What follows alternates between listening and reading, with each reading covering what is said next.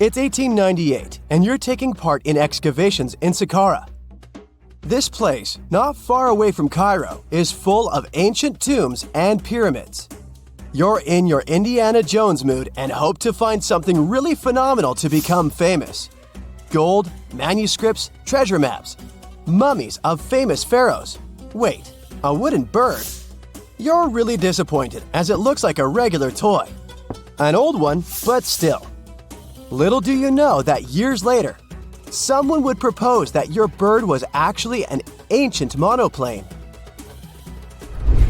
So the artifact, nicknamed the Saqqara bird, is made of a sycamore tree.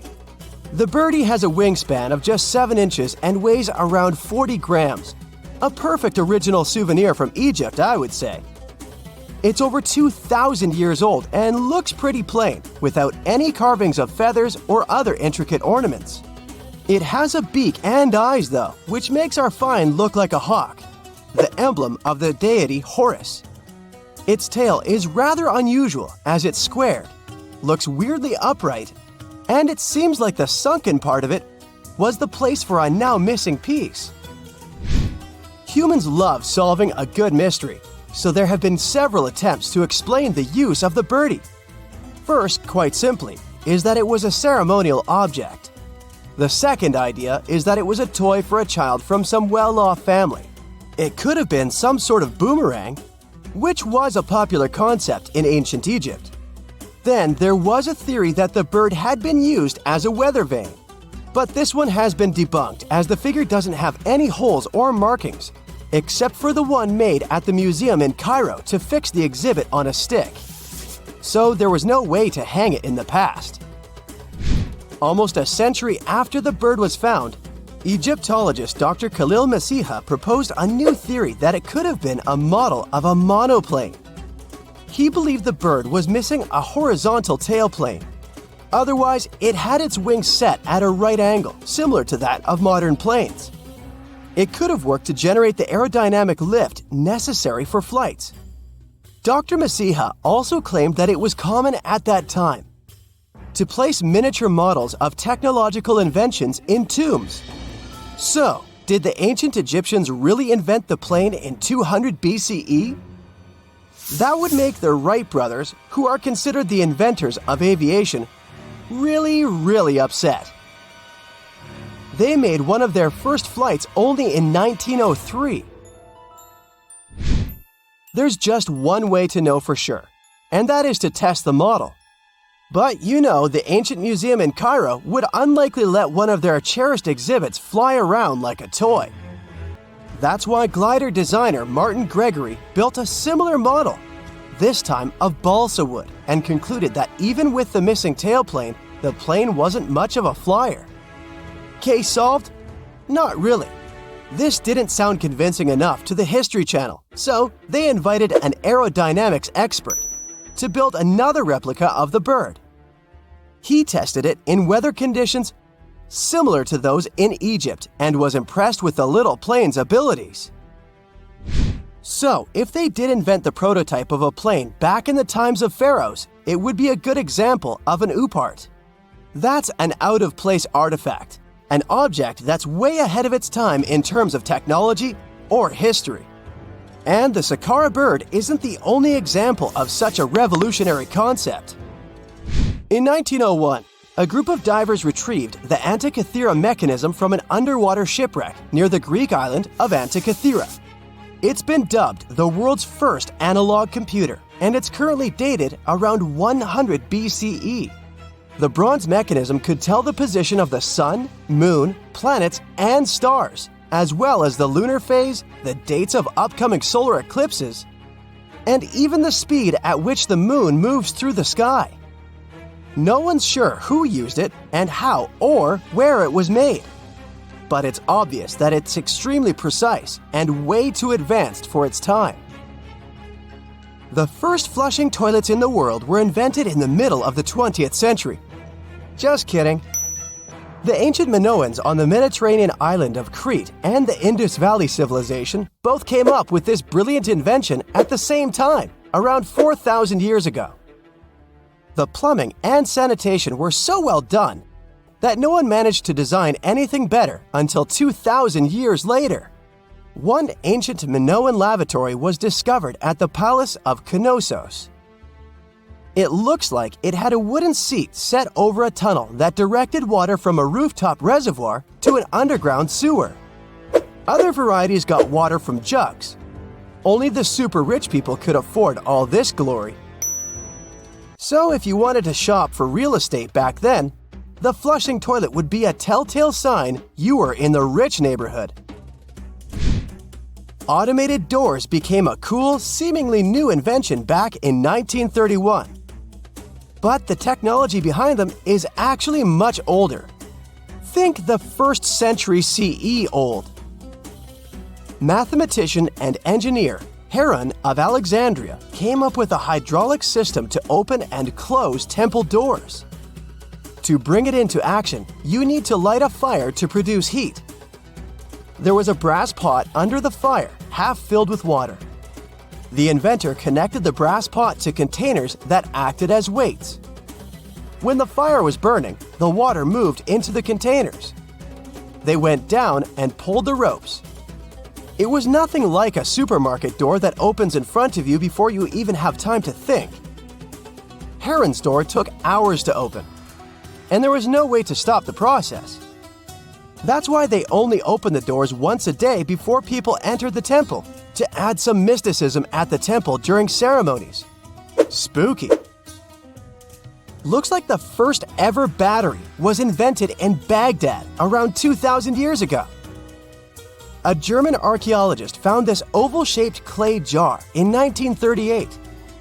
Scientists are still not sure what purpose it served and who exactly invented it. There is a theory that it was used for electroplating objects with precious metals. When they filled it with a weak acid like vinegar, the battery produced around 1 volt of electricity. Another theory says it was a vessel for sacred scrolls. Would you like to buy contact lenses designed by Leonardo da Vinci himself? In 1508, he invented a glass lens with a funnel on one side. You were supposed to wear it with water inside to improve your vision. Sounds a bit uncomfortable, doesn't it?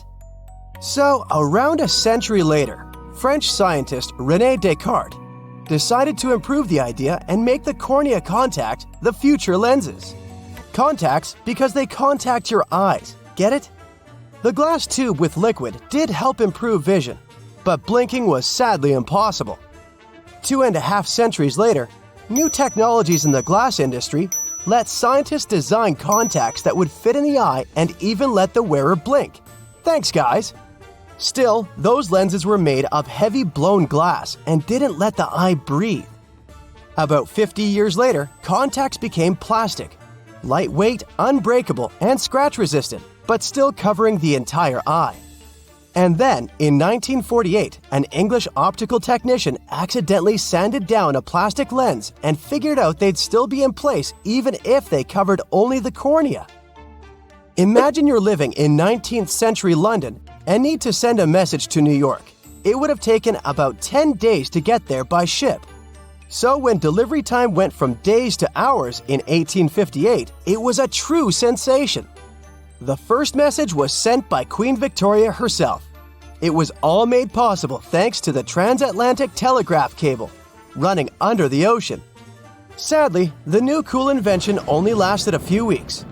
It took years to bring it back to life. If there's a question that still baffles archaeologists to this day, it's this one. How did the ancient Egyptians build those magnificent pyramids? As far as we know today, their resources were quite limited, especially in terms of tools and building materials. We still don't have a fully satisfying answer, but hey, we've got some pretty amazing theories worth considering. The leading contender among these theories involves the clever Egyptians employing a sneaky strategy. Now picture this. They constructed a slanted and curving mound made of bricks, earth, and sand encircling the pyramid to be. As the pyramid grew taller and taller, they simply increased the height and length of this wacky structure. It's like they were playing an ancient game of Jenga. Now, how did they get those massive stone blocks up there? Well, according to the legendary ancient Greek historian Herodotus, They used sleds, rollers, and levers. It sounds like they turned construction into a supersized game of tug-of-war. And guess what? Herodotus also claimed that the Great Pyramid, the one from Giza, the granddaddy of them all, took a whopping 20 years to build. There's more. Herodotus also dropped a mind-boggling number on us. 100,000 men were supposedly involved in this pyramid extravaganza. Did they hire the entire Egyptian population? Well, it might not be as far-fetched as it sounds. These men were probably mostly farmers, so they probably focused on the pyramids when there wasn't much work to be done in the fields. Like during the flood season of the Nile River. Obviously, specialists in the archaeological community had something to add to this theory. By the late 20th century, they discovered some evidence that suggests the workforce might have been smaller and more permanent than previously thought. Instead of a massive army of 100,000 pyramid builders, they proposed that a modest crew of around 20,000 workers, accompanied by support personnel like bakers, physicians, and even spiritual leaders, could have gotten the job done. There was also this theory that claimed that the pyramids were actually built from the top downward. It suggested that these colossal structures were nothing more than isolated hills used as quarries. The stones were supposedly drawn from these hills, and over time, competing engineers took charge and transformed them into the iconic pyramids we know today. Now, before you dismiss this theory as a wild fantasy, some folks thought it wasn't completely crazy. After all, there are instances where isolated hills exist, so maybe this theory had a tiny glimmer of truth. Whether it involved ramp building or ingenious work schedules, one thing is clear. Those pyramids have definitely left their mark on history and on our imaginations. Now, speaking of ancient Egyptian mysteries, there's this gigantic unfinished obelisk sitting in ancient Egypt, and scientists are trying to figure out how it was shaped. Now, some people suggest that our industrious ancestors used handheld pounders to get the job done. One expert has a different take on the matter, though. He argues that if we take a closer look at the pattern left behind by the shaping tool, we'll notice something peculiar. The walls of the trenches surrounding the obelisk display a neat and even pattern, which is pretty unlikely if they were pounded away by mere mortal hands. According to this expert, those horizontal striations are usually the result of a tool that takes breaks while removing material, leaving its mark on the surface. But wait, there's more. Imagine the tool being rocked back and forth against the trench walls, clearing away the waste to keep the trench from narrowing. Well, in that case, the tool might have left some funky horizontal striations where it was pressed against the sidewall. This sounds like some fancy technology at play, don't you think? And guess what? The dynastic Egyptians probably didn't have access to that kind of know-how. Another famous Egyptologist from way back also uncovered a bunch of core drills during his adventures. Although the actual drill bits are missing, his collection houses these particular core remnants made of limestone, alabaster, and even granite. These constructions aren't the only amazing thing the ancient Egyptians left behind, though. As it turns out, the Egyptians were the genius minds behind the creation of the handheld mirror. Yeah, that little mirror you use every day to check yourself out.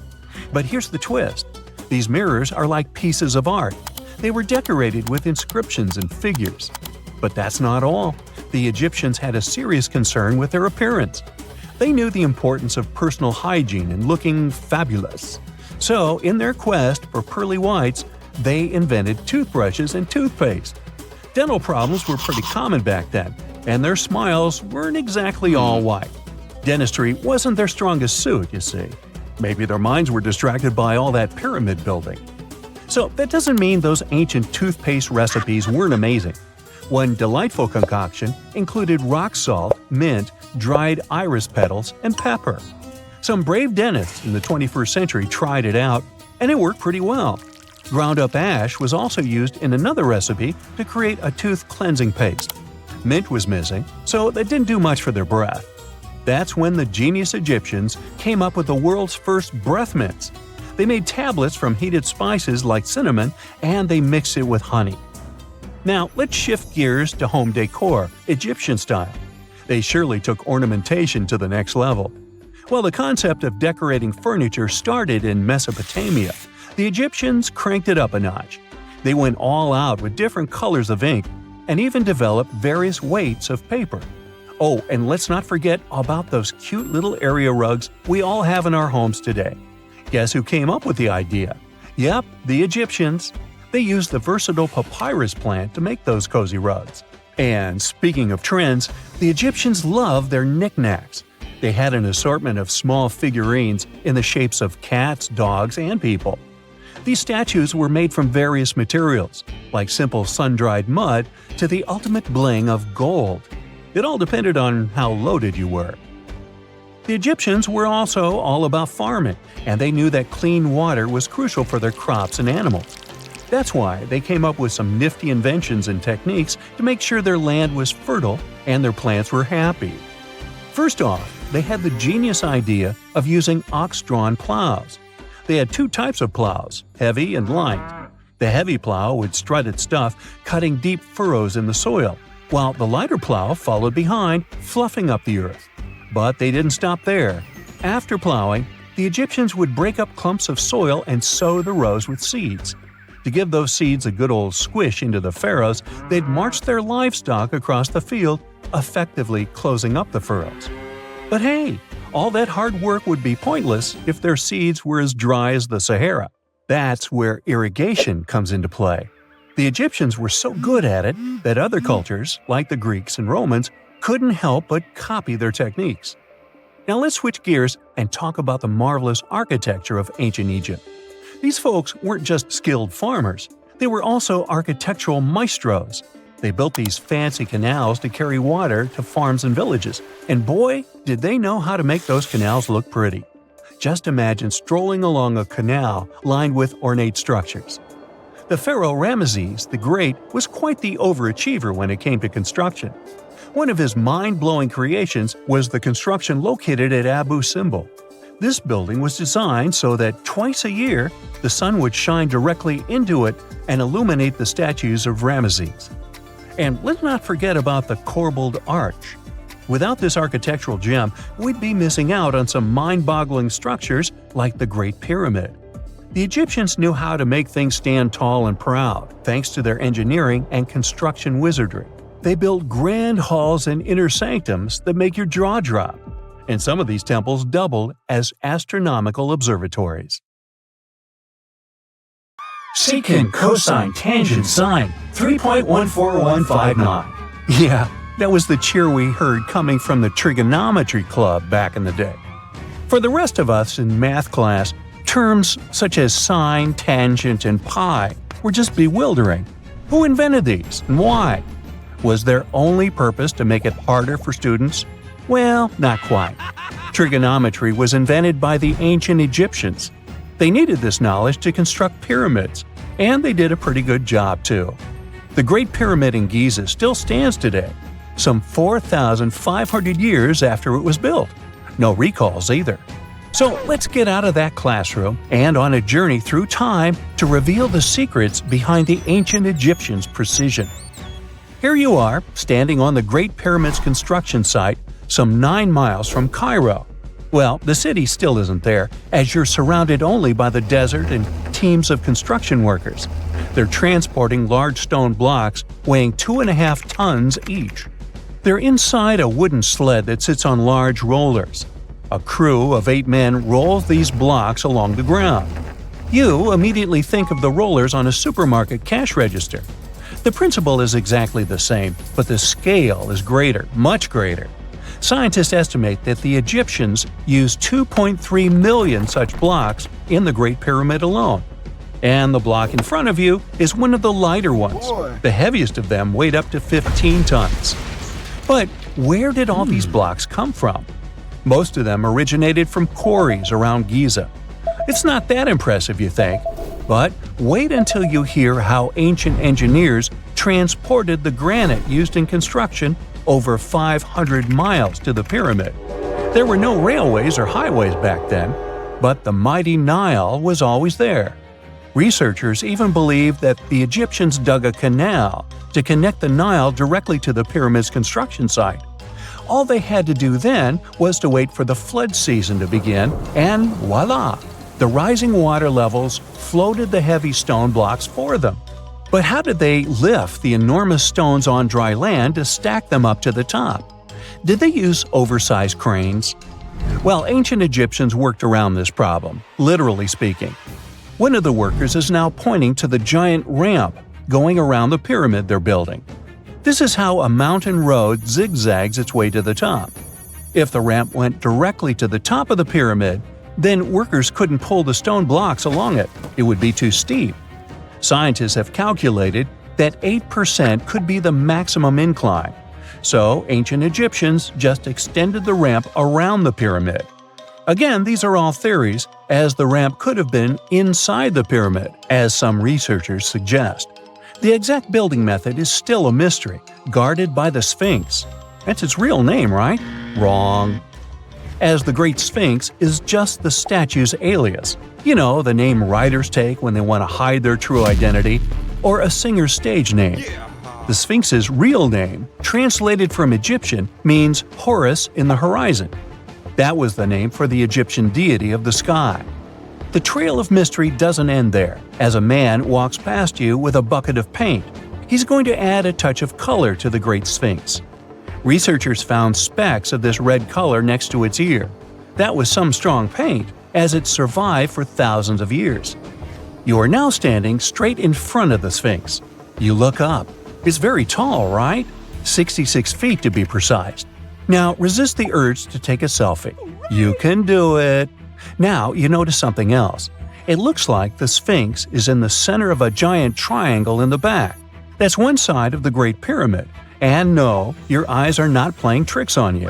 The Sphinx really does sit in the center of the pyramid's lateral face. Here's where math comes in handy.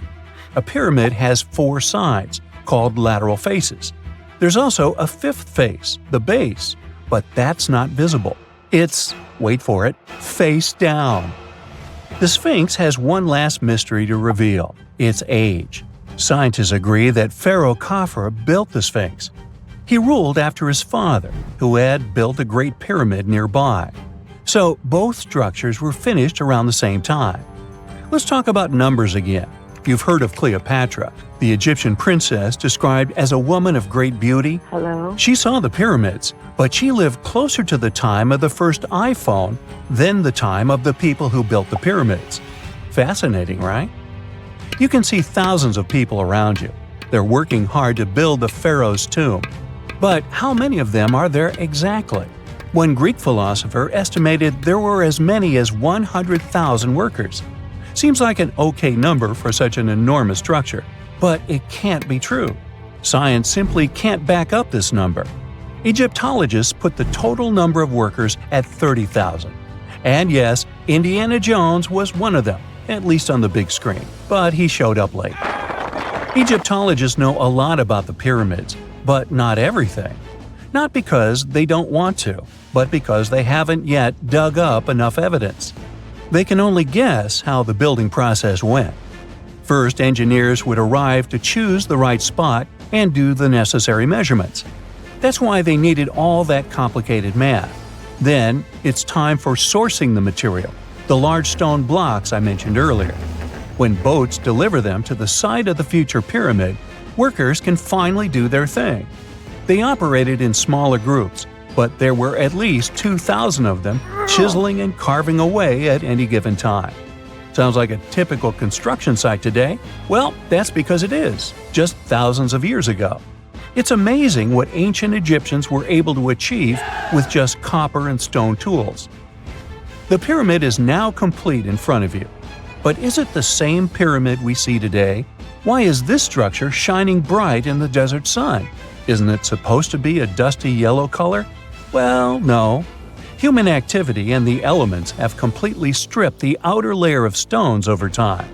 Expert craftspeople polished these blocks using nothing but stone and sand. The end result was a smooth and shiny rock. On the day it was completed, the Great Pyramid of Giza was a perfect triangle of light. Its polished sides acted like giant mirrors, reflecting the powerful Egyptian sun. This is the point where you should put your glasses on, and that shiny thing you see at the pyramid's very top is actually gold. The capstone at the top of the pyramid is called a pyramidion. It was covered in sheets of gold. As you can guess, these were the first stones to disappear. Let's make another stop before we get you back to your classroom. We travel to the British Isles, and no, Stonehenge isn't our destination. It is Newgrange in County Meath. Scientists estimate that the ancient peoples of Ireland built this stone monument around the year 3200 BCE. This makes it older than both Stonehenge and the Great Pyramid in Giza. The function of the circular mound in Newgrange is the same as the one of the Great Pyramid and equally mysterious. The estimated amount of loose stone present in the valley is over 220,000 tons. And it's not just randomly thrown on a pile. The order in which the stones are set makes the structure water-resistant. That would explain how Newgrange had survived for so long. Kinda makes you want to splash out the cash for that waterproof phone case, huh? Well, you're back in your school desk, but today's math lecture is the last thing on your mind. You're thinking about how great the Egyptian pyramids are, and if we have something similar today. It turns out modern engineers are just as impressed with the Great Pyramid as you are. There's a glass pyramid sitting in the main courtyard of the famous Louvre Museum in Paris. The panorama of San Francisco wouldn't be complete without the 48-story Trans-America Pyramid. But Las Vegas went the furthest. There we find the Luxor Hotel. It's so big that it's the third largest pyramid on the planet. And guess what's in front of it? Yup, a replica of the Sphinx. It's 110 feet tall, 2 stories higher than the one in Giza. Yeah, everything's bigger in Vegas. What is a boat doing in the middle of a desert? You would expect to find a seagoing vessel closer to shore. This is the question archaeologists had been asking for decades. In 1988, there was a storm near one of the most important archaeological sites in ancient Egypt. A wooden structure emerged from the sand. It was hollowed out by termites. Scientists were determined to solve its mystery.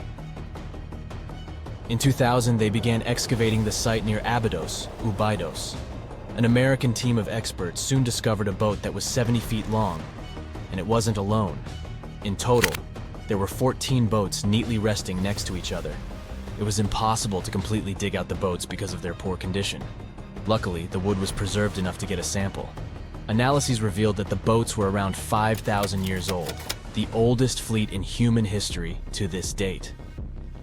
The time of their construction predates the pyramids at Giza by half a millennium. Each ship of the fleet rested in a vault that matched its dimensions. The room was roughly a third of the size of a tennis court. It had mud brick walls that featured more than 120 drawings of boats. Ancient Egyptians incised them on whitewashed walls that were excellently preserved. Scientists have known about these mysterious chambers for well over a century. 1901, 1902. A British archaeologist, Arthur Weigel, stumbled upon a strange structure west of the River Nile. His team caught a glimpse of the interior walls. Sadly, a section of the roof collapsed, so they had to call off further exploration. Researchers abandoned the site, but its location remained on the maps. The boat's position first led scientists to think that they rested on a bank of the mighty Nile. But there was a problem with this theory. Today, the river flows almost 7 miles west of Abydos. Further studies of the surrounding terrain showed the Nile didn't change its course throughout history.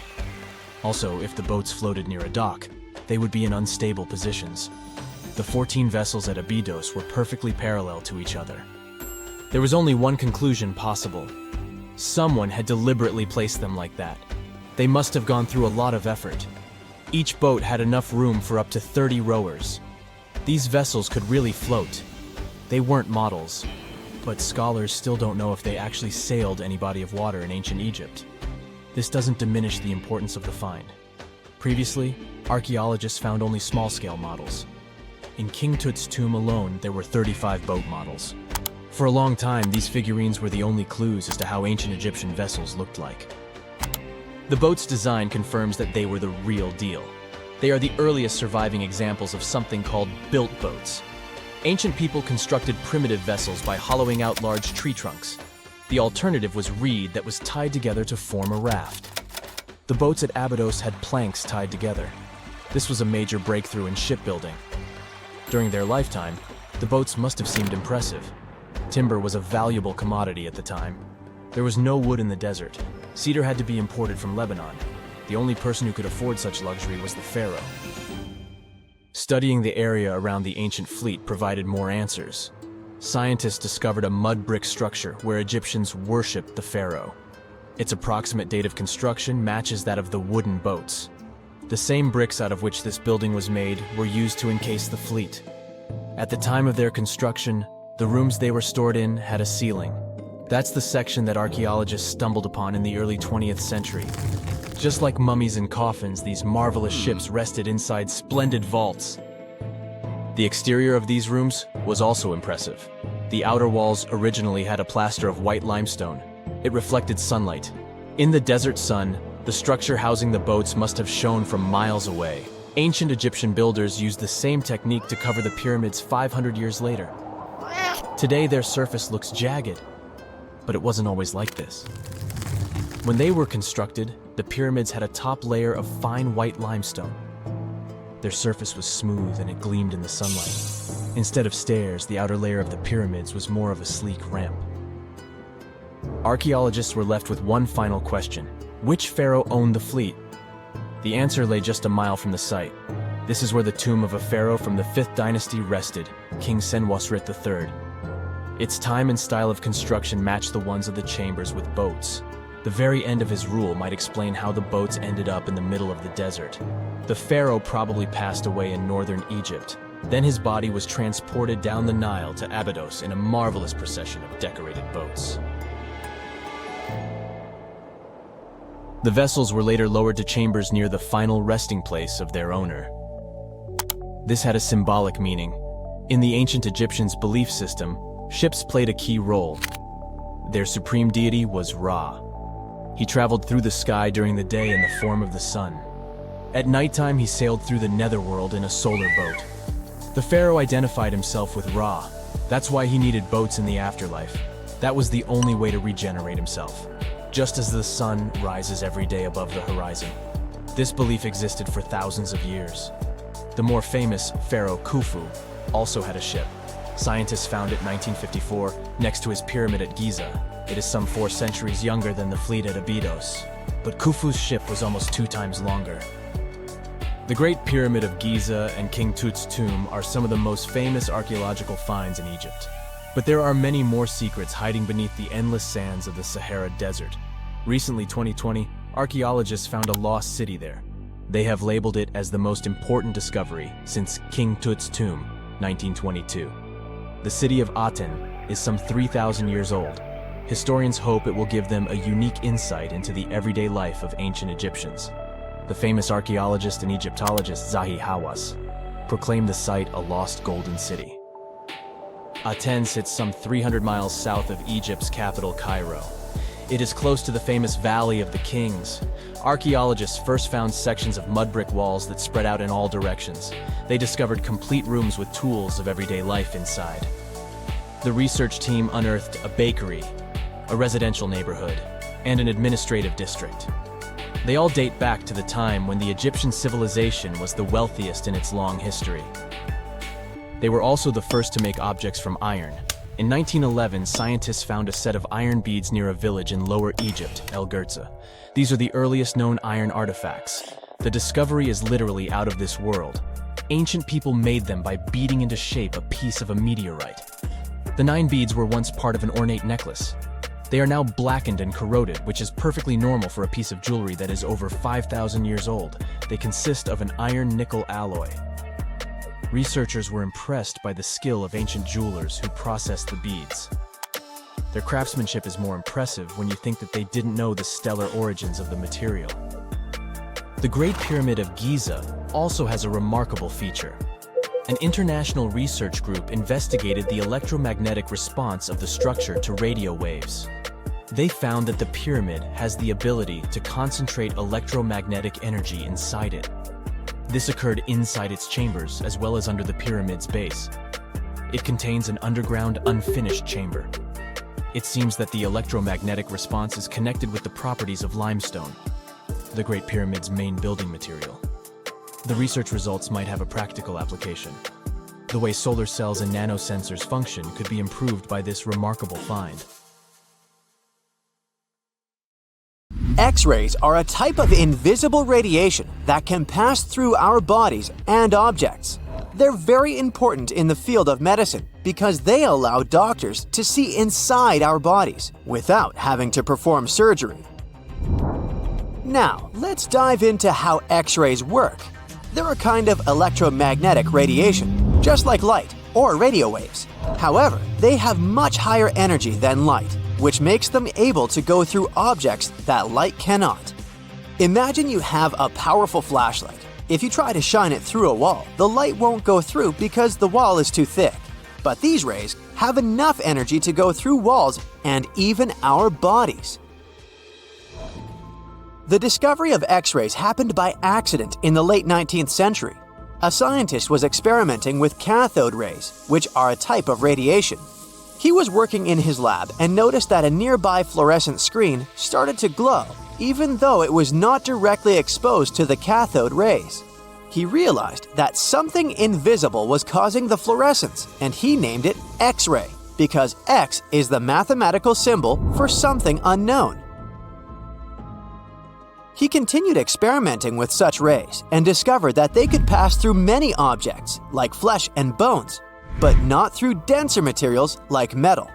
He also found that X-rays could create images on photographic plates, just like a camera takes pictures. The way this works is quite fascinating. Imagine you're standing in front of a bright light and you hold your hand in front of your face. Your hand blocks the light and you can't see through it.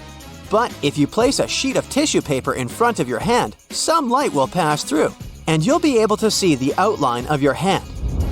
X-rays work in a similar way. When a doctor wants to take an X-ray of a part of your body, they will ask you to stand or lie down next to a machine. This device has a special plate that can capture the image. Let's say the doctor wants to further examine your arm. They will place the X-ray plate on one side of your arm and the machine on the other side. Then, the machine will produce a controlled burst of X-rays that pass through your arm. Remember how we talked about the tissue paper allowing some light to pass through? Well, in this case, some of those X-rays will go through your arm, while others will be absorbed or blocked by the denser parts of your body, like bones. The plate captures the X-rays that pass through your arm, and it creates an image. This image shows the bones and other structures inside your body, allowing the doctor to see if there are any problems or injuries. Now, you might be wondering why X-rays can pass through some things but not others. It has to do with the density and composition of the objects. Denser materials like bones absorb more X-rays, so they appear white in the image. So when you look at the result, you'll see your bones as white shapes. Other tissues like muscles and organs are less dense and allow some of those rays to pass through, so they appear as gray shadows. What if I told you there's a whole new way you can peek inside objects, but without using X-rays? I'm not talking about magic powers. Take a comfortable seat while I explain what myography is. This fascinating scientific technique allows us to see inside objects and even beneath the Earth's surface using a special type of particle called a muon. These elementary particles are very similar to electrons, but they're much heavier. They are created high up in the Earth's atmosphere when cosmic rays, which are particles coming from space, collide with the air molecules. Now, muons are special because they can pierce through different materials. They can pass through rock, soil, and even buildings. Scientists realized this potential back in the 1950s when they were studying cosmic rays and noticed that some of the particles could pass through thick materials. The first myography experiments took place in the 60s. Specialists discovered that muons can be detected using special devices called muon detectors. These detectors are usually placed underground or in specially designed laboratories to shield them from other particles and background radiation. Now let's dive into how myography actually works. Imagine you have a large object, like a pyramid, a mountain, or even an ancient statue. and you want to see what's inside without damaging it. First, detectors are positioned around the object or in the area you want to examine. These detectors are sensitive to muons and can track their paths. When such a particle passes through a detector, it leaves a trace, like footprints in the sand. By collecting data from multiple detectors, scientists can reconstruct the paths. Here's where things get really cool. The Earth's atmosphere acts like a natural filter for muons. It turns out that the more massive an object is, the more particles it will block. So, if you have a large, dense object like a mountain, fewer muons will pass through it compared to a smaller, less dense object, like an empty box. This difference in the number of particles that reach the detectors can give us clues about what's inside the objects. Scientists use computer algorithms and mathematical techniques to analyze the data and create images. These images represent the density distribution of the object being studied. It's like creating a map that shows where the densest areas are and where there's gaps inside the object. The concept of muography is similar to using shadows to understand the shape and size of an object. Imagine you're standing in front of a bright light and you place your hand between the light source and a wall. You'll see a shadow of your hand on the wall. Based on the shape and size of the shadow, you can get an idea of what your hand looks like, even though you can't see it directly. This technique has been used to study various objects and structures. For example, scientists have used it to explore the inside of volcanoes and pyramids, and even to investigate the structure of mountains and the Earth's crust. With the help of this amazing technique, scientists have now uncovered new information about the Great Pyramid of Giza. They discovered something that had eluded tomb raiders for centuries. They found a hidden chamber. And guess what they named it? The Big Void. Yeah, I know, not the most creative name. They even used 3 different muon detection techniques just to be super sure that it was indeed a big, mysterious void inside the grandest pyramid of them all. Once news got out about this mind-boggling discovery, Egyptian authorities couldn't resist the temptation to explore further. So, they brought in an endoscope camera to confirm the existence of this epic void. So, they inserted a camera through one of the openings underneath the entrance, and voila! It revealed a corridor. More so, the corridor had a chevron ceiling.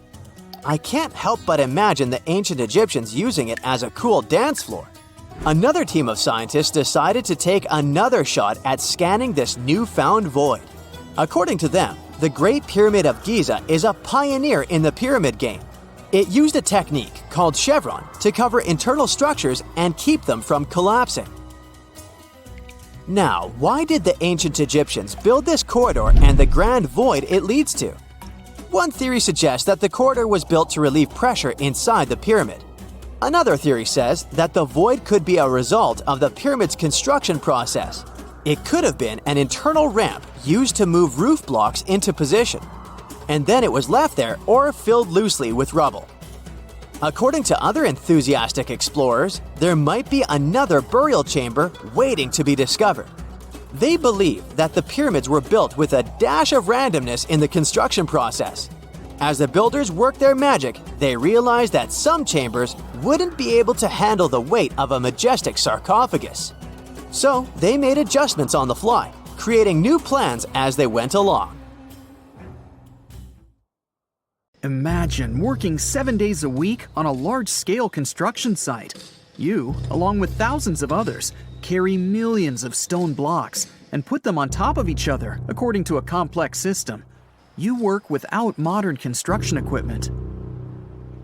You have no air conditioning or constant access to water. It's so hot outside that you can fry eggs on the road. You've been building the pyramid for decades, and now, when it's finally done, you enjoy the result of the colossal work of thousands of people. You're looking at a giant cultural monument of global value that will freeze in time and amaze people for tens of thousands of years. A few thousand years have passed. People in the 21st century see the pyramids and are like, wow, I can't believe humans have built this. Yeah, the people who built the pyramids wouldn't have appreciated such a theory. But actually, there are reasons to believe that people built it using some fantastic technology. From the outside, it seems the Great Pyramids are just big triangles of stone. People just put some heavy blocks on top of each other, and that's it. In fact, the design seems too perfect to be true. The pyramid consists of more than 2 million blocks. They lay so close to each other and are so even that you couldn't squeeze even a thin sheet of paper between them. Scientists still can't figure out the exact technology for building the Egyptian pyramids. One of the biggest and most famous is the Great Pyramid of Giza. This huge construction, well known all over the world, has one big secret. There should be a capstone on top of the pyramid. It's a triangular-shaped stone block, a small pyramid on top of a huge one. It's also called a pyramidion. The builders of ancient Egypt made it out of granite and limestone and covered it with gold. No records or old drawings prove that there was a pyramidion at the top of the Great Pyramid of Giza. But there's another ancient Egyptian structure with such a triangle, the Red Pyramid. It was built before the Great One, and its capstone has survived to this day. Archaeologists have found and reconstructed it. But where could the capstone of the Great Pyramid be? It's a mystery that still has no answer. Some are sure that some thieves have stolen it from the top. Maybe they just climbed up and pushed the pyramidion down. It makes perfect sense. The capstone was probably the most valuable element of the pyramid. Many scientists and archaeologists still don't know its exact purpose. Some believe that this peak covered with gold glorified the pharaohs. The capstone reflected moonlight at night and illuminated the entire space around it. During the day, the capstone reflected sunlight with its shiny surface. You could have noticed it from afar. The top of the pyramid was a kind of guiding star for lost travelers. All other stone blocks of the pyramid consist of limestone. People polished them to make them look shiny. In the past, they were even glowing and reflected light. You could see glowing pyramids from space, although they looked like tiny lights. Over thousands of years, winds, sandstorms, and rains have changed the pyramid's appearance. If people had taken care of them all this time, they would have looked like something out of science fiction movies, or the pyramids from Las Vegas. But unfortunately, we will never see their original appearance. Some archaeologists and scientists believe that the capstone could absorb the sun's energy and distribute it evenly throughout the pyramid. No one knows precisely why the Egyptians needed this technology. There's a theory the pyramids are ancient energy systems. The pharaohs applied this energy to use some unique technologies that were more advanced than all the achievements of the 21st century. And the triangular shape of the pyramids was ideal for boosting this electromagnetic energy. In theory, solar radiation, or electromagnetic forces, accumulated at the top of the pyramid, filled the inner rooms, and then went down the walls to the base. Any surface distortion could prevent the flow from spreading, so they had to create a perfectly smooth surface. That's why they installed the blocks so that nobody could squeeze a needle or razor blade between them. Many people believe in this theory because they built the pyramids from limestone. This material can hold energy inside itself. In the inner part, they created granite deposits to cause air ionization, that is, to create an electric charge. They also dug channels under the pyramid for water to transmit electricity. And at the top, they put a gold capstone, the best conductor of electricity. So, this is how you get a great power generator. Different cultures used similar technologies to create electricity all over the world. But these are all theories. If it had been working, humanity would have used these technologies today. There are mentions of the metal industry, chemistry, engineering, physics, mathematics, and astronomy in some ancient records. Most scientists don't believe in all these things. we know the detailed stages of the technology's development in different cultures. In the 21st century, scientists, historians, and anthropologists can track the evolution of all modern devices. If people had created some technological inventions in ancient times, the history of the world would have looked different. Perhaps all the achievements of antiquity could have been wiped off the face of the earth by global cataclysms. And it can happen to us. Just imagine how people would dig up a laptop in 5,000 years. Perhaps they wouldn't understand what kind of device it is. Another Egyptian wonder surrounded by mystery is the statue of the Sphinx. The Egyptians carved it out of a single massive piece of limestone about 4.5 thousand years ago. But scientists still don't know the exact date of its construction or who built it. People painted the Sphinx in different colors, so it looked much brighter and more vivid in the distant past. It was shining just like the Great Pyramids. Anyway, time hasn't only changed its appearance, but its name too. Initially, the Egyptians called it Hora-Mekhet. The Greeks renamed it the Sphinx about a few hundred years after it had been built. The Sphinx emphasized the greatness of the rulers of Egypt. It also performed a symbolic function of a watchdog guarding the tomb of the pharaoh and the paths leading to it. This version sounds realistic, since archaeologists have discovered many secret entrances at the foot of the Sphinx.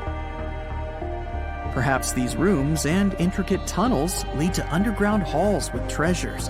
And treasures don't always mean gold and jewelry. According to legends and theories, the Sphinx guards the Hall of Records, the storage of all humankind's knowledge. The information about the ancient mythical state of Atlantis could be there. You can find many detailed maps of the internal dungeons of the Sphinx on the internet. They show structures 12 stories deep under the statue. It looks like a small city filled with gold, scrolls of knowledge, and various ancient artifacts. But don't believe all these maps. These are just theories. Several thousand years have passed, but people have very little information about it. Archaeologists know that there are still many strange and exciting things about the Sphinx that are still undiscovered. Some locals are afraid to research because they believe they can awaken something terrible from the underground depths. Therefore, it's mostly scientists from other countries who conduct the excavations. In 1998, scientists discovered strange tunnels leading to empty rooms under the Sphinx. They realized that some people tried to get there through tunnels in the past, and maybe those people took all the treasures that were there. One of the legends says that some powerful artifact lays beneath the Sphinx. Its technology can change the whole world, but the locals are hiding it because it can damage the planet. Some believe that you can find evidence of unknown technologies painted on the granite walls in the pharaoh's tombs. But most likely, these paintings and signs tell us the myths and legends of ancient Egypt. But what if Egyptian symbols and drawings are detailed instructions for using ancient technologies? What if the locals that lived at that time thought, people in the future won't be able to get energy themselves. Let's leave some detailed instructions for them.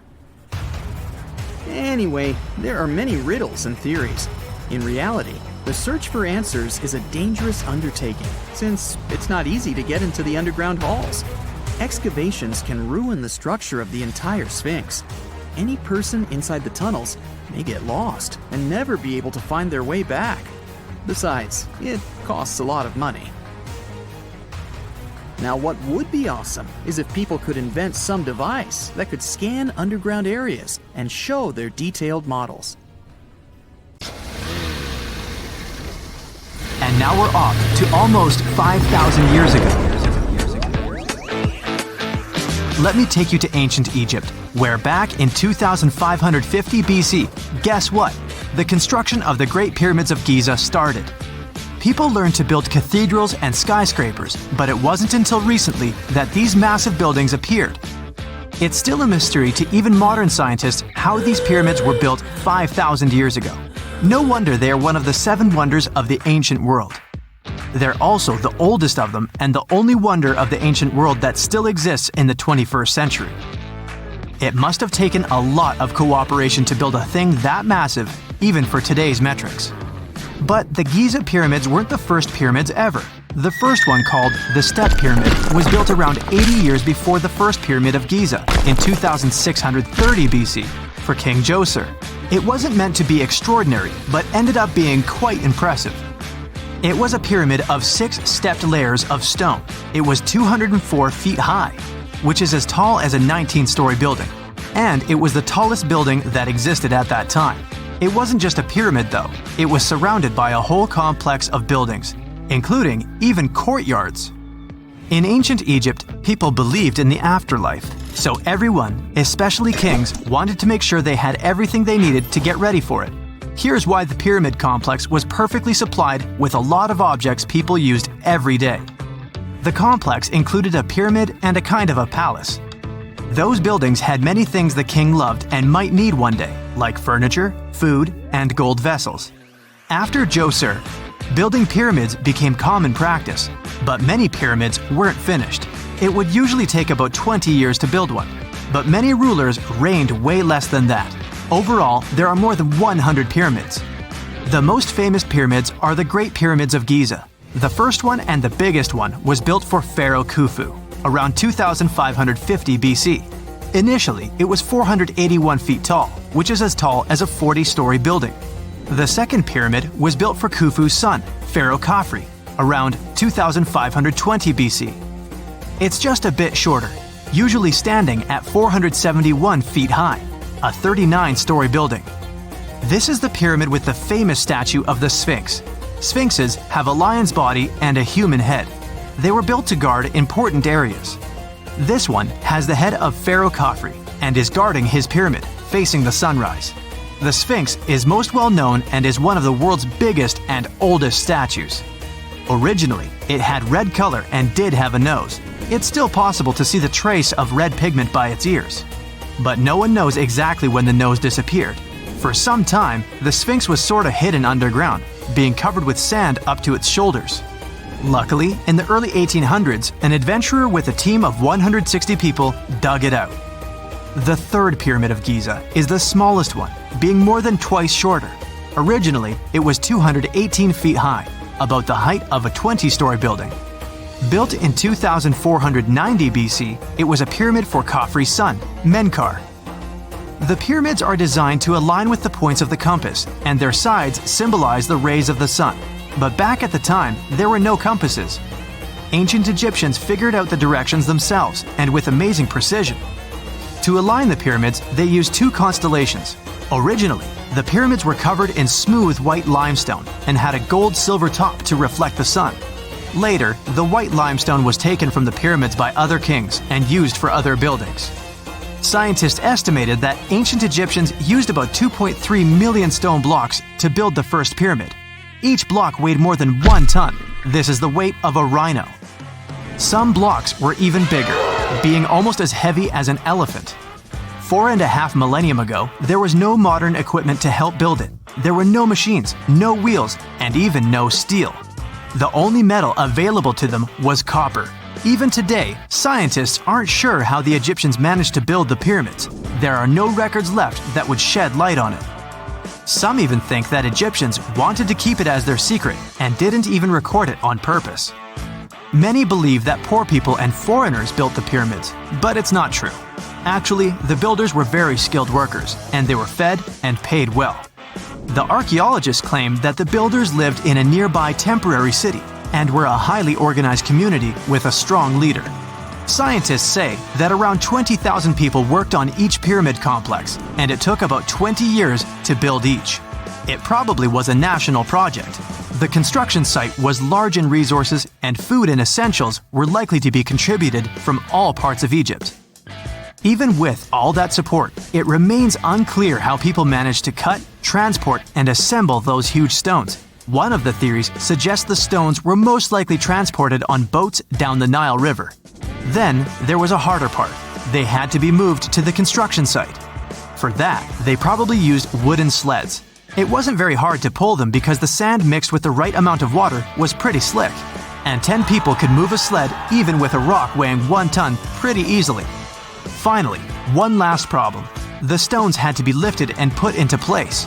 Archaeologists have discovered the remains of the ramps system that dates back to when the pyramids were built.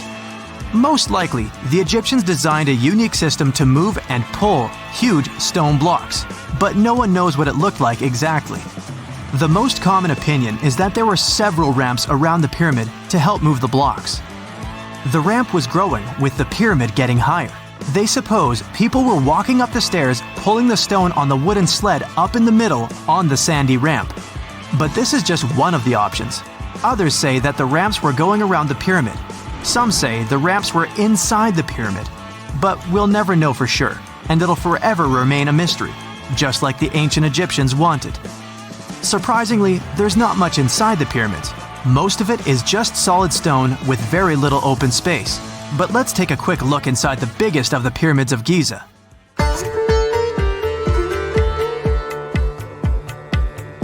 From the entrance, there are two stairs, one going down and the other one going up. The descending one takes you to a chamber located underground.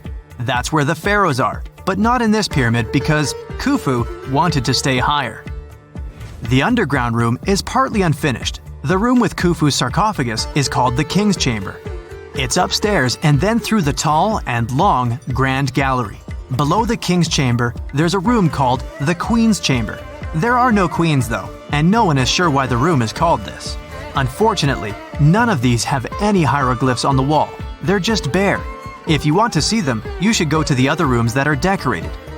Those pieces of art are depictions of ancient Egypt's culture and daily life. The texts allow researchers to study their language and grammar. Sadly, the treasures that once were here in the pyramid are long stolen. From that room, there are several tunnels for an unknown purpose. There are many tunnels and passages inside the pyramids. There are many chambers and shafts and secret ways. Scientists have been sending little robots with cameras there for some decades already. And the robots did discover another chamber a bit upstairs with hieroglyphs on the walls. But even today, much of the pyramids is still unknown, and there's no so-called building plan of the pyramids. Egyptians did create a mystery no one can crack for 4,500 years already. Scientists recently started to X-ray the pyramid to learn what's inside it without entering it and its narrow, mysterious tunnels.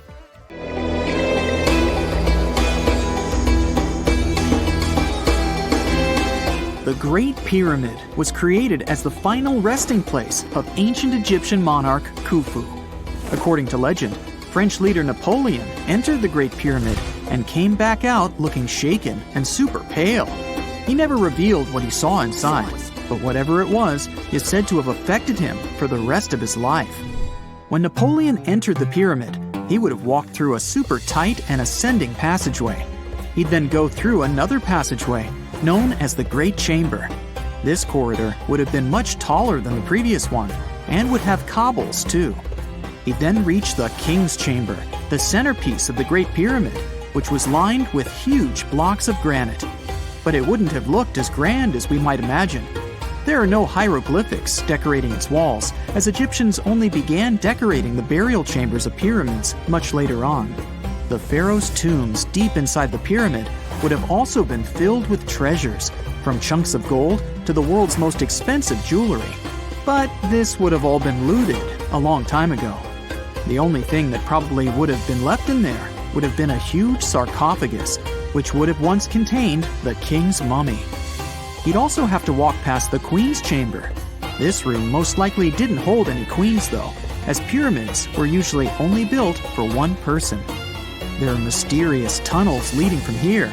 To this day, no one is really sure what they're there for. And that's not the only mysterious and creepy thing Napoleon may have encountered, as stories of pharaohs leaving ancient curses on pyramids go way back. Many pyramids had warnings written on the outside, telling of horrifying things that would happen to those who entered and disturbed the peace. We might not know what exactly Napoleon found in the Great Pyramid that scared him so much, but we know for sure what was found in Tutankhamun's tomb.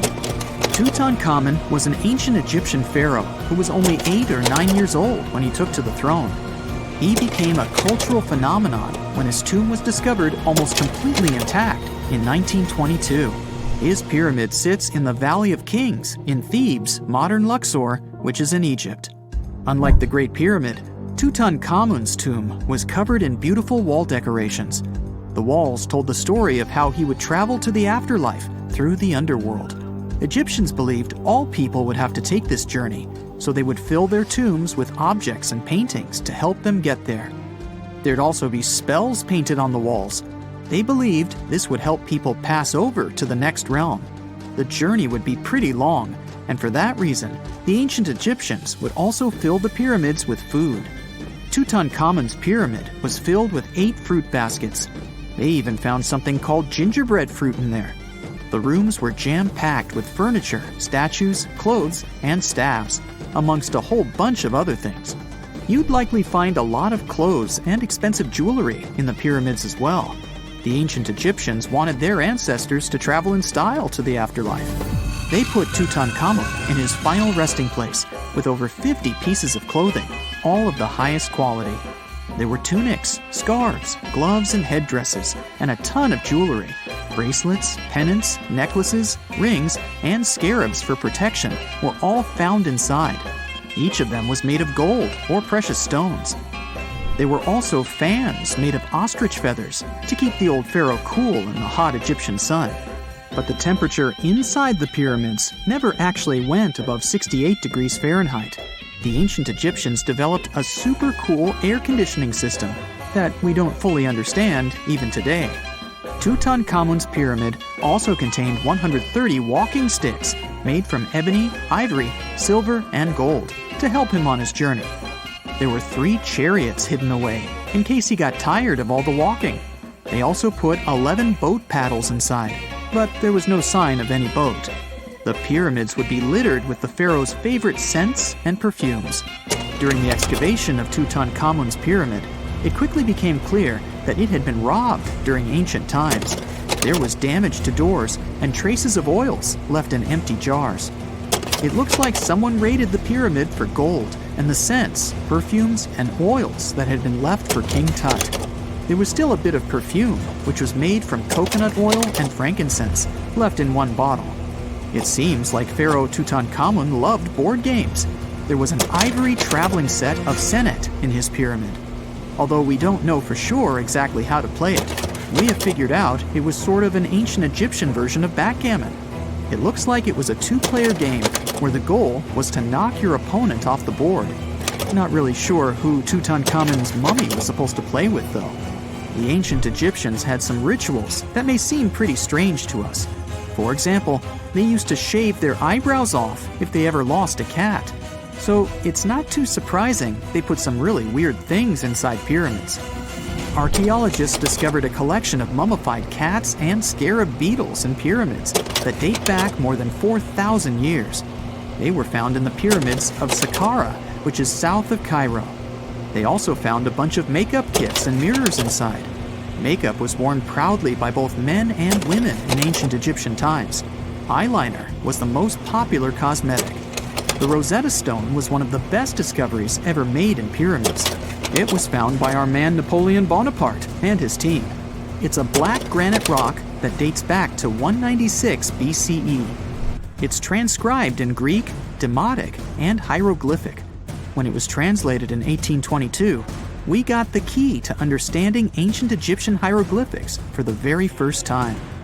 The discovery of Queen Hatshepsut's mummy in 1903 changed our understanding of the Egyptians forever. After she had passed away, her successor, Thutmose III, removed most of the evidence of her reign, so we basically knew nothing about Egypt's first great female leader. She's now gone on to become one of the few and most famous female pharaohs of Egypt. Pharaoh Khufu even had a fully fledged boat in his pyramid. Archaeologists uncovered more than 1,200 pieces of a giant boat near the Great Pyramid at Giza. They reassembled the boat, and it's a whopping 144 feet long. It's most likely a solar boat, which was designed to carry the resurrected king with the deity Ra. Fun fact, the Pyramid of Giza is the last remaining of the 7 wonders of the ancient world. The other 6 are the Hanging Gardens, the Colossus, the Temple of Artemis, the Mausoleum, the Lighthouse, and the Statue of Zeus. This pyramid was also the world's tallest man-made structure for 3,800 years, and it's the biggest pyramid in Egypt. It took a staggering 2.3 million blocks of limestone, and some weighed as much as 80 tons. It took an incredible 100,000 laborers and a whopping 23 years to build. Its original height was a mega 480 feet. In 2017, archaeologists discovered something weird about Egypt's Great Pyramid. There's a hidden void that's at least 100 feet long, and no one really knows why it's there or what's actually inside it. The weird void is the first inner structure discovered within the 4,500-year-old pyramid since the 1800s. Scientists used cosmic rays to detect the massive hole, but are still no closer today to finding out what's inside. The ancient Egyptians took a lot of care building the pyramids, and everything was strategically placed and structurally sound, so it's super unlikely that this hole is due to blocks falling over time. Loads of pyramids also contain small model figurines called ushabti. These represented attendants. They believed they would come to life to serve the pharaohs in the afterlife. But it's amazing that all this stuff actually fit inside. There isn't actually a huge amount of space inside the structures. It's mostly just rock.